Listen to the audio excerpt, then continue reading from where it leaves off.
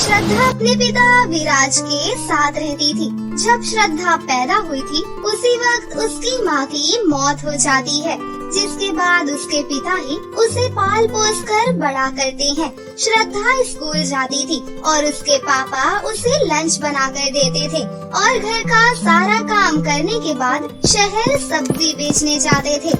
विराज अपनी बेटी की सारी इच्छा पूरी करता था ताकि उसे कभी भी अपनी माँ की याद न आए और वो खुशी से रह सके। एक दिन श्रद्धा अपने पिता से कहती है, पापा आप बहुत अच्छे हो, मैं तो दुनिया की सबसे लकी लड़की हूँ जो मुझे इतने अच्छे पापा मिले हैं। इतना तो किसी की माँ भी ख्याल नहीं रखती होंगी जितना कि मेरे पापा मेरा ख्याल रखते हैं। मेरी बच्ची, मैं तुझे दुनिया की सारी खुशी दूंगा और हर वक्त तुझे मुस्कुराते हुए देखना चाहता हूँ। अभी तो मुझे तेरी अच्छी परवरिश के लिए और भी बहुत मेहनत करनी है। तू भी तो मेरी प्यारी बेटी है जो मेरी सारी बात मानती है। इस तरह दोनों हंसी खुशी जीवन व्यतीत कर रहे थे। तभी एक दिन विराज श्रद्धा की कुछ किताबें लेने बाजार गया था। तभी आते वक्त एक ट्रक से उसका एक्सीडेंट हो जाता है। एक्सीडेंट इतना खतरनाक था कि विराज की वहीं पर मौत हो जाती है। गांव के कुछ लोग श्रद्धा को उसके पापा की मौत के बारे में बताते हैं। पापा आप मुझे अकेले छोड़कर क्यों चले गए? मेरी तो माँ भी नहीं है, ऊपर से आप भी चले गए। आंखें खोलो पापा, मैं आपके बिना नहीं रह सकती। इस तरह श्रद्धा बहुत रो रही थी। थोड़ी देर बाद इसी तरह गांव के लोग मिलकर श्रद्धा के पापा का अंतिम संस्कार कर देते हैं। इस तरह 3 दिन बीत जाते हैं और श्रद्धा अपने मन में सोचती है, पापा ने मुझे बताया था कि इसी गांव में मेरी एक बुआ भी रहती है। अब मैं यहाँ अकेले कैसे रहूँगी, इसलिए अपनी बुआ के घर चली जाती हूँ। इतना सोचकर श्रद्धा अपना सारा सामान ले लेती है और अपनी बुआ आराधना के घर चली जाती है। श्रद्धा जब अपनी बुआ के घर पहुँचती है तो उसे उसकी बुआ के पति हेमंत नजर आते हैं। श्रद्धा हेमंत के पास जाती है और बोलती है, फूफा जी 3 दिन पहले मेरे पापा की मौत हो गई थी। मेरे पापा ने एक दिन मुझे बताया था कि मेरी बुआ यहाँ रहती है। मैं बहुत अकेली पड़ गई थी, इसलिए मैं यहाँ आ गई। ये तो बहुत बुरा हुआ। तुमने अच्छा किया जो तुम यहाँ आ गई। अब तुम्हें चिंता करने की कोई जरूरत नहीं है। मैं और तुम्हारी बुआ तुम्हें अपनी बेटी रिद्धि की तरह ही प्यार करेंगे। मैं अभी तुम्हारी बुआ को बुलाता हूँ। उसके बाद हेमंत आराधना को आवाज लगाता है, अरे आराधना यहाँ तो आओ, देखो श्रद्धा आई है। अब से ये हमारे साथ इसी घर में रहेगी। हेमंत की आवाज सुनकर आराधना और रिद्धि वहाँ आ जाती हैं। दोनों माँ बेटी श्रद्धा को देखकर आग बबूला हो जाती हैं। हाँ, आ गई मुँह उठाकर। ये मेरा घर है, न कि कोई अनाथ आश्रम जो कहीं से भी मुँह उठाकर आ जाते हैं। हमारे घर में पैसे के पेड़ लगे हुए हैं ना, जो अब इसका भी खर्चा उठाना पड़ेगा। मैं इसे अपने घर में नहीं रहने दूंगी। आराधना ये तुम कैसी बातें कर रही हो? श्रद्धा तुम्हारे भाई की ही बेटी है और इसका इस दुनिया में कोई नहीं है। अरे तो मेरा भाई तो अब इस दुनिया में नहीं है, फिर मेरा इससे क्या रिश्ता? अरे आराधना कुछ तो शर्म करो। वैसे भी ऊपर वाले की कृपा से हमारे पास किसी चीज की कोई कमी नहीं है, इसलिए श्रद्धा अब यहीं रहेगी। इतना बोलकर हेमंत वहाँ से चला जाता है। आराधना श्रद्धा को अपने घर में नहीं रखना चाहती थी, लेकिन हेमंत की वजह से उसे रखना पड़ता है। फिर आराधना अपने मन में सोचती है, आ तो गई मेरे घर, लेकिन मैं इसे यहाँ चैन से नहीं रहने दूंगी। मैं इसको इतना तंग करूँगी कि खुद घर छोड़कर चली जाएगी। इस तरह उस दिन से आराधना श्रद्धा से घर के सारे काम करवाती है और कभी कभी तो बिना बात के मार दिया करती थी। श्रद्धा आराधना का सारा अत्याचार सह रही थी और किसी को कुछ नहीं बोलती। ऐसे ही एक दिन श्रद्धा आराधना से कहती है, बुआ मैंने घर के कोने कोने की सफाई कर दी है, अब आप मुझे कुछ खाने के लिए दे दीजिए। ठीक है यही रुक, मैं अभी तेरे लिए खाना लेकर आती हूँ। आराधना किचन में जाती है और वहाँ से एक दिन पुरानी रोटी लेकर आ जाती है। बुआ, ये तो कल की रोटी है। हाँ तो क्या, तुझे ऐसे ही खाना मिलेगा? ये बचा हुआ खाना मुझे कुत्तों को देना पड़ता था, लेकिन अब तू है ना, तुझे ही खिला दिया करूँगी। इतना बोलकर आराधना वहाँ से चली जाती है। श्रद्धा एक दिन पुरानी रोटी खा लेती है। अगले दिन श्रद्धा रिद्धि के कपड़े तह लगाकर उसके कमरे में रखने जाती है। तभी उसकी नजर रिद्धि के बहुत ही सुंदर लहंगे पर जाती है। लहंगे को देखकर श्रद्धा को रहा नहीं जाता और वो उसे पहन लेती है। तभी अचानक वहाँ पर रिद्धि आ जाती है। श्रद्धा को अपना लहंगा पहने देखकर रिद्धि गुस्से से लाल हो जाती है। क्यों रे नौकरानी, तेरी हिम्मत कैसे हुई मेरे लहंगे को पहनने की? तूने मेरा लहंगा खराब कर दिया, तुझे तो मैं नहीं छोड़ूंगी। रिद्धि के चिल्लाने की वजह से आराधना वहाँ आ जाती है। अपनी माँ को देखकर रिद्धि उसे बोलती है, माँ, इस नौकरानी ने मेरा लहंगा खराब कर दिया। मैंने अभी तक पहना भी नहीं था इसे और मैंने सोचा कि इसे मैं अपने जन्मदिन पर पहनूंगी, लेकिन उससे पहले ही इसने मेरा इतना सुंदर लहंगा खराब कर दिया। क्यों रे नौकरानी, तूने कभी ऐसा लहंगा देखा भी है? मेरी बेटी का लहंगा बहुत महंगा था, इसलिए इसकी सजा तो तुझे जरूर मिलेगी। मनहूस, मेरे घर से बाहर निकल जा। नहीं बुआ, मुझे माफ कर दीजिए, मैं यहाँ से कहाँ जाऊँगी? ये सब मुझे नहीं पता, तो निकल यहाँ से। उसके बाद दोनों माँ बेटी मिलकर श्रद्धा को घर से धक्के मारकर निकाल देती है। श्रद्धा रोते हुए जंगल में चली जाती है। श्रद्धा सुबह से रात तक जंगल में ही बैठी रहती है। तभी वो देखती है कि जंगल के बीचों बीच अपने आप एक गुलाबी नदी प्रकट हो गई है। अरे, मैं तो कल शाम से यहाँ हूँ, लेकिन यहाँ तो कोई नदी नहीं थी। फिर ये गुलाबी नदी कहाँ से आई? थोड़ी देर तक सोचने के बाद श्रद्धा गुलाबी नदी के अंदर हाथ डालती है। श्रद्धा जैसे ही गुलाबी नदी के अंदर हाथ डालती है, उसके हाथ में एक सुंदर सा लहंगा आ जाता है।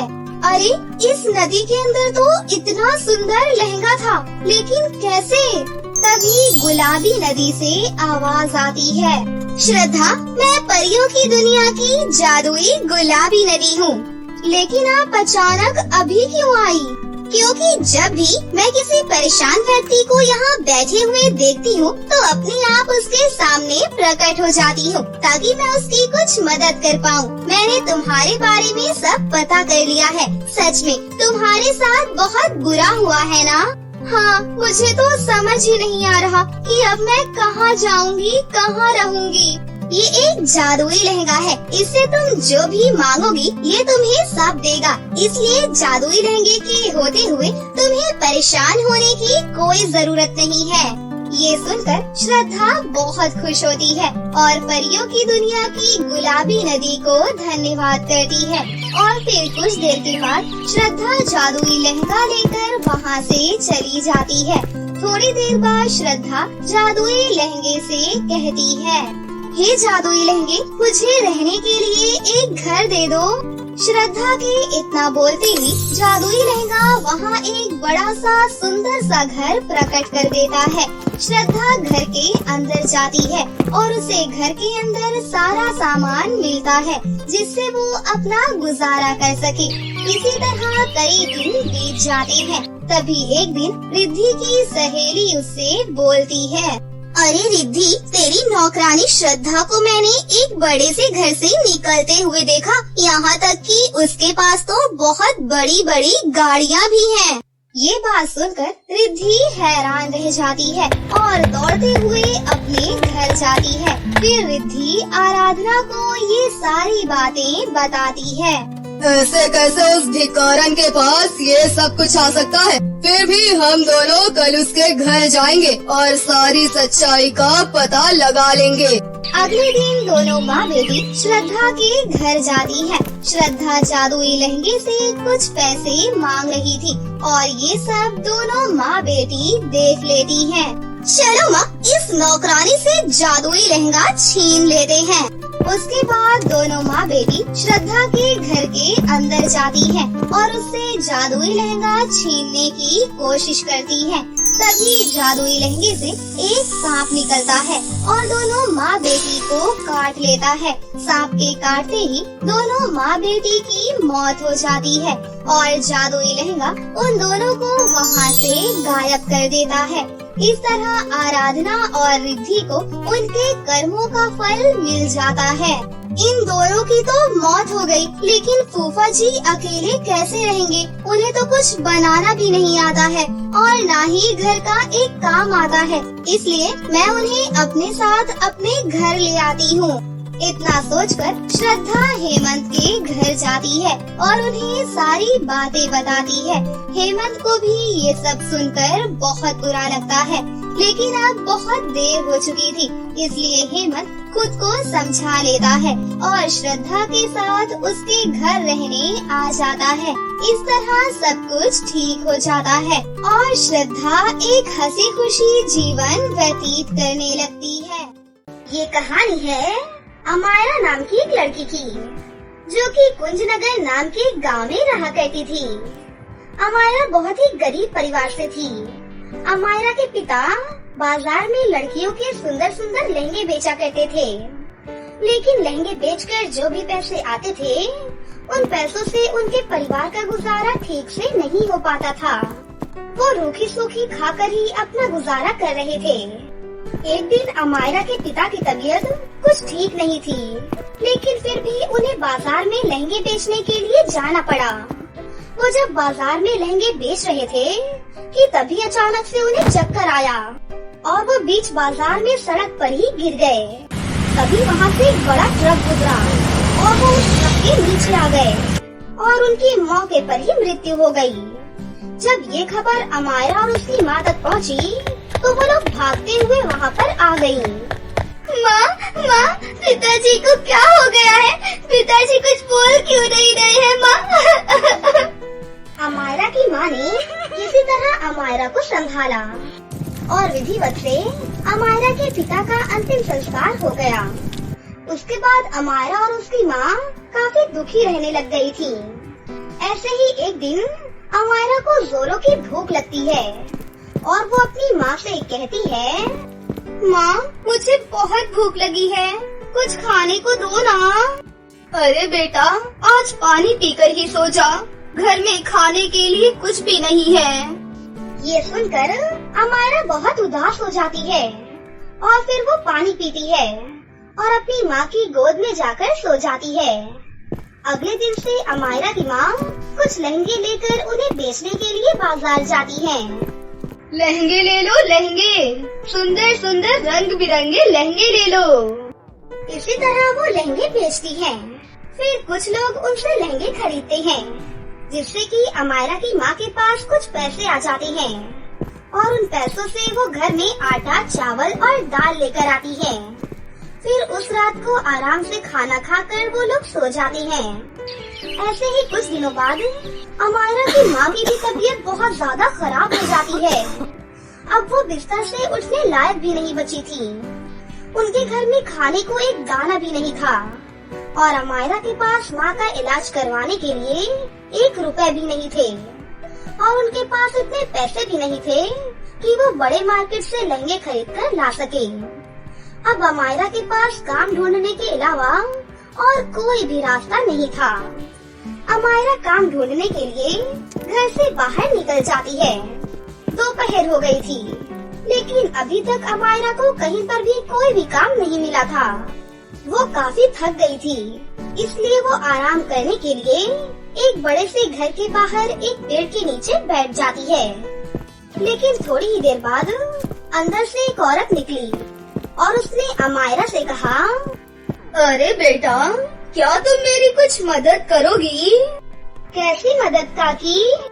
तुम मेरे बगीचे में झाड़ू लगा दो। मेरी कमर में बहुत दर्द है, जिसके कारण मुझसे झुका भी नहीं जा रहा है।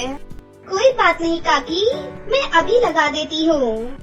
उसके बाद अमायरा उस औरत के बगीचे में जाकर झाड़ू मार देती है, जिससे वो औरत बहुत खुश हो जाती है। और वो औरत खुश होने के बाद अमायरा को 50 रुपए का एक नोट देती है। सुनो बेटा, ये लो, ये रख लो। तुमने मेरी आज बहुत मदद की है, इससे तुम कुछ खा लेना। आपका बहुत बहुत शुक्रिया काकी। क्योंकि अमायरा को अब कुछ पैसे मिल गए थे, इसलिए वो खुश होकर घर वापस जा रही थी। लेकिन तभी रास्ते में उसे एक बूढ़ी औरत दिखाई देती है। उस बूढ़ी औरत ने अमायरा को आवाज लगाई। बेटी रुको तो जरा, मुझ गरीब की मदद कर दे बेटी।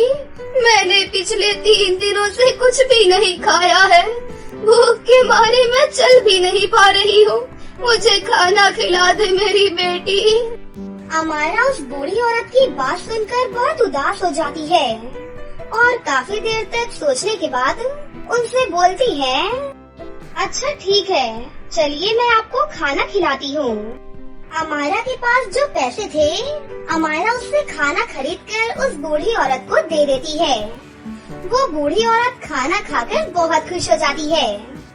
अमायरा ये सोचते हुए जा रही थी कि आज भी उसे कोई भी काम नहीं मिला और वो आगे बढ़ती है कि तभी उसे पीछे से एक बहुत ही सुरीली आवाज सुनाई देती है। अमायरा, अमायरा। अमायरा पीछे मुड़कर देखती है तो वहाँ पर एक बहुत ही सुंदर सी परी खड़ी हुई थी। अमायरा परी को देखकर हैरान हो जाती है और बोलती है, अरे आप कौन हो और आपको मेरा नाम कैसे पता है? मैं परीलोक से आई हूँ। मेरा नाम कैटरीना परी है। मुझे तुम बहुत दुखी लग रही थी, इसीलिए मैंने तुम्हारा पीछा किया और सोचा कि मैं तुम्हारी परीक्षा लूं। तुम एक बहुत ही दयालु लड़की हो। मैं तुमसे बहुत प्रसन्न हुई। बताओ तुम्हें मुझसे क्या चाहिए? उसके बाद अमायरा परी को अपने घर के हालात के बारे में सब कुछ बताती है। उसकी बातें सुनकर परी की आंखें नम हो जाती हैं। फिर परी उससे कहती है, मैं तुम्हें एक जादुई पेड़ दूंगी। तुम उससे जो भी मांगोगी वो तुम्हें वो दे देगा। तुम अपने घर जाओ, तुम्हारे घर की पास वाली नदी में तुम्हें वो जादुई पेड़ मिल जाएगा। अमायरा बहुत खुश होकर अपने घर जाती है। घर जाने के बाद वो देखती है कि उसके घर के पास वाली नदी में एक बहुत बड़ा सा पेड़ है। पेड़ देखकर अमायरा बहुत खुश हो जाती है और वो सोचती है, मैं इस पेड़ से बहुत सारे लहंगे मांगूंगी और उन्हें बेचकर अपनी माँ का इलाज करवाऊंगी। उसके बाद अमायरा उस पेड़ से कहती है, हे जादुई पेड़, तुम मुझे कुछ लहंगे दे दो, मैं उन्हें बेचकर अपना घर चलाऊंगी और अपनी माँ का इलाज भी करवाऊंगी। अमायरा के इतना कहते ही जादुई पेड़ में बहुत सारे लहंगे उग जाते हैं। अमायरा उन्हें देखकर बहुत खुश हो जाती है। फिर अगले दिन सुबह होने पर अमायरा उन सभी लहंगों को पेड़ से तोड़कर बेचने लगती है। वो लहंगे इतने सुंदर और आकर्षित थे कि सभी लोगों ने उस लहंगे को तुरंत ही खरीद लिया और जो पैसे अमायरा को मिले, उन पैसों से अमायरा ने अपनी माँ का इलाज करवाया। जादुई लहंगे का पेड़ उन्हें रोज लहंगे देता था और वो उन्हें बेचकर अपना घर चलाती थी। इसी तरह लहंगे को बेचकर अमायरा और उसकी माँ कुछ ही दिनों में बहुत अमीर हो जाती है और वो हंसी खुशी जादुई पेड़ के साथ में अपनी जिंदगी जीने लगती है।